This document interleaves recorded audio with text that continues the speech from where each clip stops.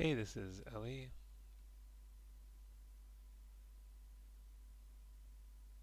A little hard to see there. I think you may have play blasted at a low res. Let's look at this in Maya.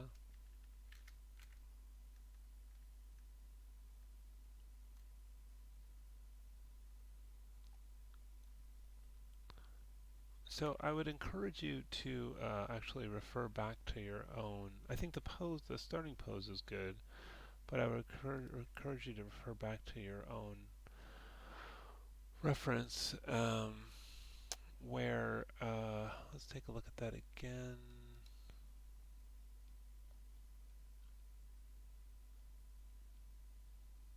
And look for those more subtle movements was going to be my point. So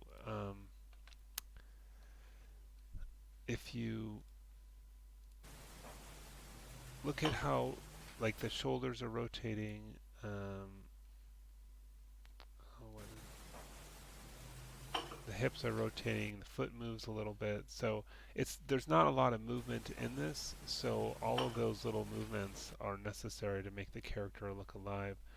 Right now, it's just like a tiny bit of arm movement, and it doesn't look like much. The other thing I mentioned also in your critique of your of the video reference itself is that you probably want to add something,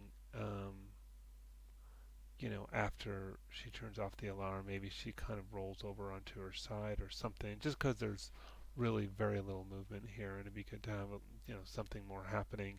You could have her put her head under her pillow, or pull the other pillow over her head, or um, you know, in some way roll over to the other side or something like that. So consider adding a little bit more, but with what you have, look for those subtle things where you can, animate the hips a little bit, like there's some subtle movement there. You can add those little bits of, there's some tiny little foot movements and stuff. So look for those little bits that kind of make the character look more alive.